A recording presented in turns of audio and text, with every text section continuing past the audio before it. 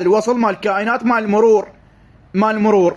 هسه قانون، احنا ويا القانون مو ضد القانون، احنا ناس مخالفين، ما يخالف ناس مخالفين، بس احنا غير ويا القانون واخذنا اجراءات قانونيه، دفعنا الوصل واستلمنا هذا الوصل. انزين هسه انتهينا من عندها.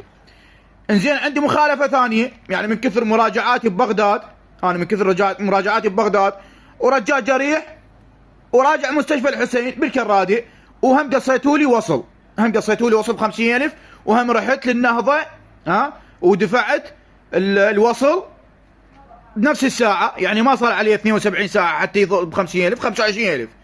انزين اذا الوصولات انا دفعتهن، اذا الوصولات هذا ب 50 وهذا ب 50 100، تعرفون شلون؟ واذا ما اسدد بنفس اللحظه يعني 72 ساعه يصير 200,000، بس قبل 72 ساعه يصير هذين اثنيناتهم ب 50,000. انزين اذا ما مدفوعات وظلات بذمتي، 200,000 هسه بالسياره وانا دافع بنفس الساعه، يا مرور النهضه، يا مرور الكعبه، يا مرور الكائنات، يا مرور العراق، يا مرور ربكم. يعني هسه 200,000 هاي ما يتحملها، يلا ما يتحملها، هم روح شينو وجينو وتعال وطرقاعه وسوده وصخام بوجهكم. هسه ويا القانون، احنا ويا القانون، طرقاعه سوده وياكم، دفعنا الوصولات، من يتحمل هاي الوصولات؟ يلا ما يتحملها 200,000، هذا 100 صاير عليه وهذا 100 صاير عليه، مين يتحملها 200,000؟ بس فهموني، يلا مين يتحملها؟ انزين المواطن غلطان ما يخالف.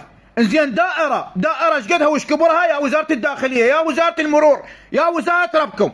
انزين يعني 200,000 هسه والله انا ادفع 200,000 انا عندي، انزين ما عنده والفقير منين يجيب هاي 200,000؟ مين يتحمل هذا الغلط؟ مين يتحمله؟ هسه المواطن غلطان ما يخالف، يطبه مرض ما يخالف، ما عنده ياكل ما يخالف.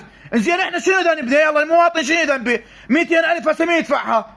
وهم هسه بعد المرور هسه لا يجي ربكم بعد ماكو سين، الذب مو 200,000، الذب مليون وما طلع ال 200,000، الذب مليون ماكو وما يطلع هذا ال 200,000. عساكم بحظكم بخذكم، يا مرور الكعبه، يا مرور العراق،